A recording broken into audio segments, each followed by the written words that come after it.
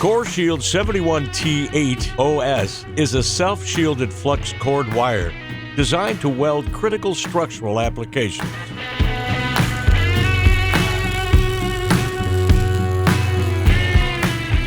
It features a low diffusible hydrogen content, provides excellent low-temperature impact toughness, and good weldability.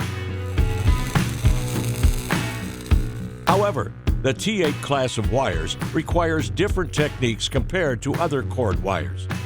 These include a CV power source, DC electrode negative polarity, tight parameters, different sounds, a longer wire stick out, backhand gun techniques, and using stringer beads.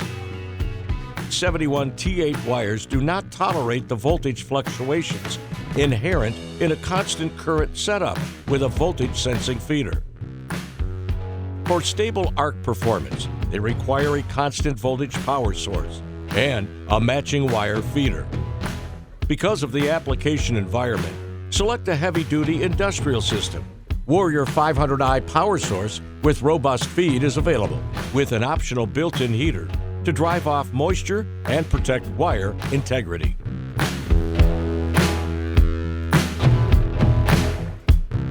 First, set polarity to DC electrode negative, which is the opposite of most other flux-cored wires.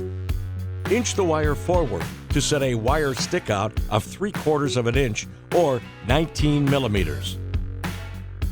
During welding, stick out may range up to 1¼ inches or 32 millimeters. If the wire feeder has a creep start function to improve arc starts, set it for use with flux-cored wires.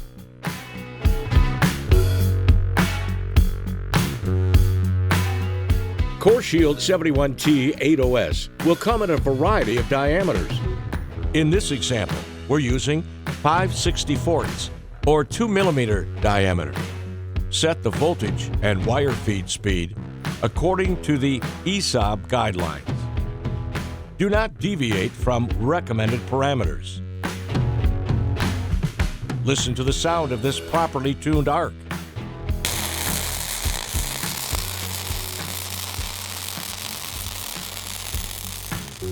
You might be tempted to increase voltage, but don't do it. Too much voltage causes porosity. For welding vertical up, the slag system needs to build a shelf to support the weld pool. Direct the wire straight into the joint or use a slight backhand technique. Point the gun downward at an angle of about 5 degrees as you move up.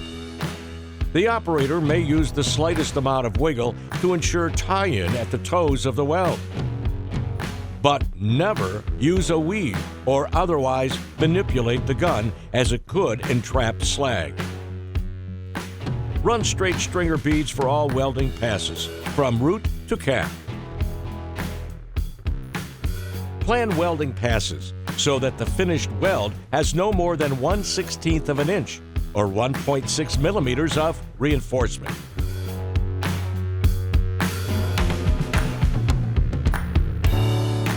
Reduce welding parameters for welding vertical down, particularly the voltage. Adhere to the recommendations provided by ESAB. To fight the pull of gravity on the weld pool, direct the gun upward at a 5-degree angle, again using a backhand or drag technique. A slight amount of gun wiggle can promote tie-in at the toes of the weld. Again, use straight stringer beads for multiple pass welds.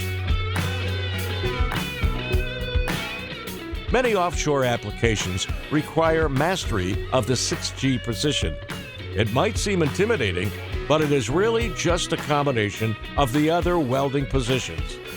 The most important factor to remember is to maintain a proper gun angle.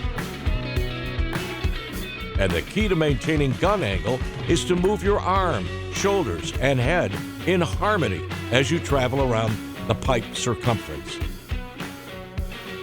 Couple good gun angles with proper stick out using the recommended voltage and good equipment, and you'll have success with Coreshield 71T-8 OS.